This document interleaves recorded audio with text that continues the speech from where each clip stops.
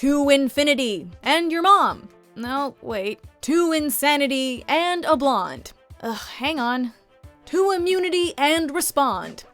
Ah heck, welcome to MsMojo. And today we're counting down our picks for the top 10 Toy Story 4 theories. Before we begin, we publish new content every day, so be sure to subscribe to our channel and ring the bell to get notified about our latest videos.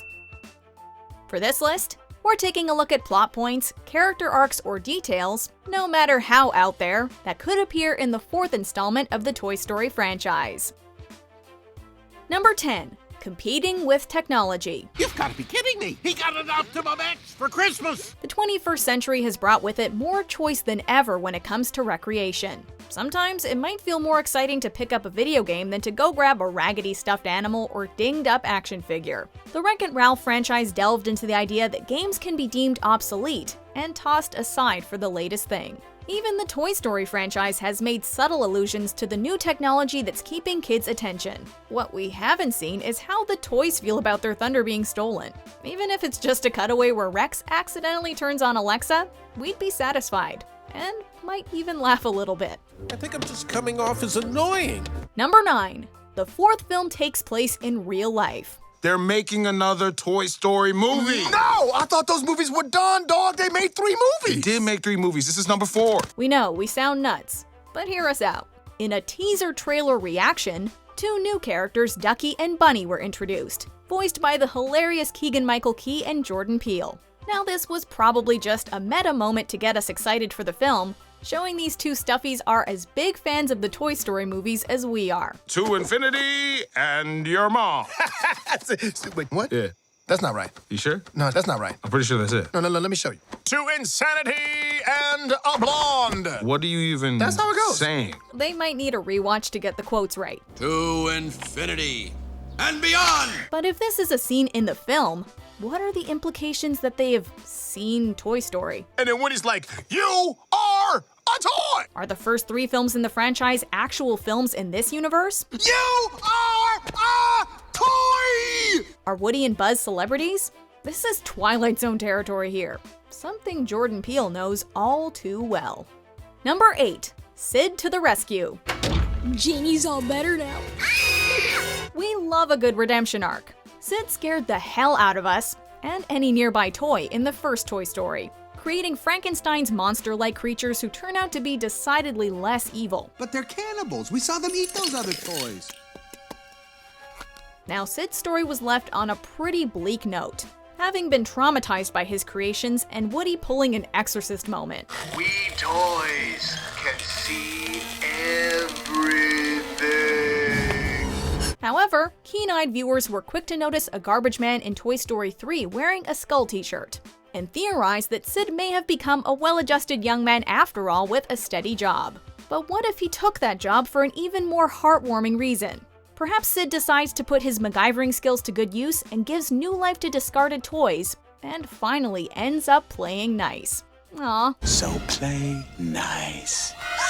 Number 7. Other franchises show up. Hey, Disney owns pretty much everything now, so cameos from an Iron Man action figure or BB-8 toy in a Toy Story film seem possible.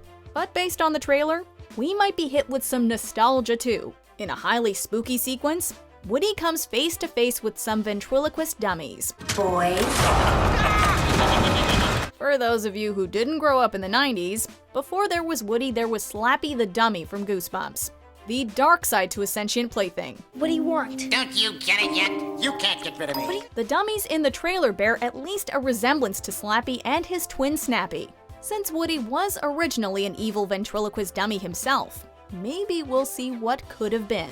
Also, if you look real close, Tinny from the Pixar short Tin Toy is visible in the crowd of toys. Number 6. Andy in the future. You think you can take care of him for me? Okay then. Though the idea of handing off the Toy Story franchise was perfectly encapsulated in Andy passing his toys to Bonnie, it would be nice to get to see Andy one last time. The trailer did have a shot of a kid who looks like Andy playing with Jessie and Buzz, though the internet also brought up that this could be Andy's son, which if it's true is not something we can handle. Maybe he gets his toys back when he has a little one of his own. Another possibility of getting to see Andy is decidedly more in the vein of Up.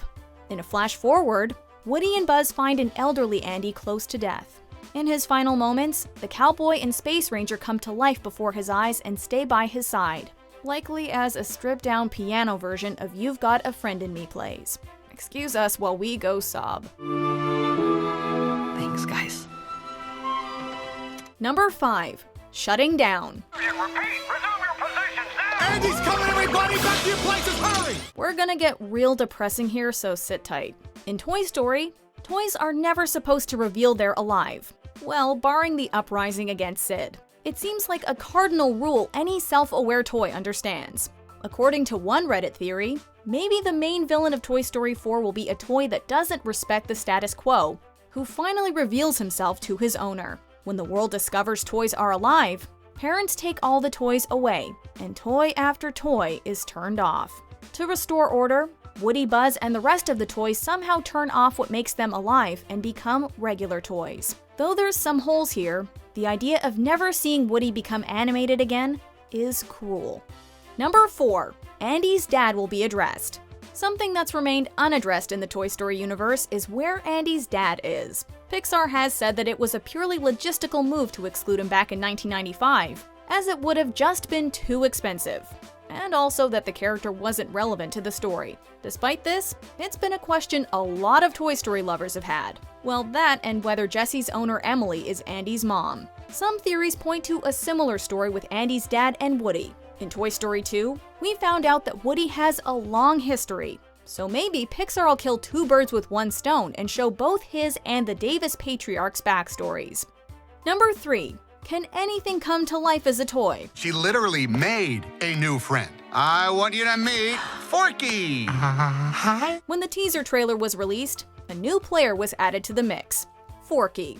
I don't belong here! Out of the gate, he's proven to be a ball of existential crisis, questioning his existence as a toy, since he, is a utensil. I am not a toy. I was made for soup, salad, maybe chili, and then the trash. But how is he alive? Some theories point to the idea that a child's imagination is what animates an object. After all, Ham is a piggy bank.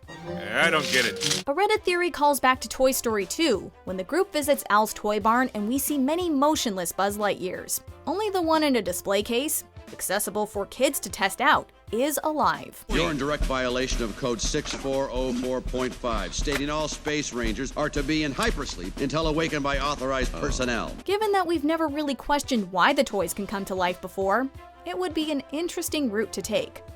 Number 2. Bo Peep is the villain. When promotional material started popping up for Toy Story 4, many were relieved to see the return of Bo Peep, who was notably absent from Toy Story 3. Wasn't Buzz gonna meet us here? Well, the official trailer points to her having turned into a veritable badass. Woody, behind you! Bo, what are you doing here? No time to explain. Come with me. We need to get back to our kid. Aw, Sheriff Woody, always coming to the rescue. Bo has done away with her skirt, and seems to have swapped her sheep for a new sidekick, Giggle McDimples. The trailer does point to Bo showing Woody the infinite possibilities out there, and might be a wrench in him returning home to Bonnie. Open your eyes, Woody. There's plenty of kids out there. Sometimes change can be good. You can't teach this old toy new tricks. You'd be surprised. What has to be addressed one way or the other is how Bo found herself cracked and in an antique store. Maybe she's harboring resentment towards humans and doesn't want Woody to suffer the same fate. Number 1. The toys separate. Woody, aren't we going to Bonnie? Though it's great to see the gang again, many fans are skeptical about revisiting the franchise. After all, Toy Story 3 is a perfect way to bookend the series. So what's the one constant throughout all the Toy Stories that Pixar could break with? That the group finds their way back together. How big of a gut punch would it be if we saw Woody and Buzz say their final goodbye in Toy Story 4? It'll be fun while it lasts. I'm proud of you, cowboy. Besides, when it all ends, I'll have old Buzz Lightyear to keep me company. For infinity and beyond. Maybe Woody decides not to be the leader anymore and passes the torch to his astronaut pal. Maybe he goes off to see the world with Bo Peep. I was made to help a child. I don't remember it being this hard. No matter what happens, if Tom Hanks and Tim Allen couldn't hold back their tears, there's no hope for us. So long, partner. Do you agree with our picks? Check out these other great clips from MsMojo and be sure to subscribe and ring the bell to be notified about our latest videos.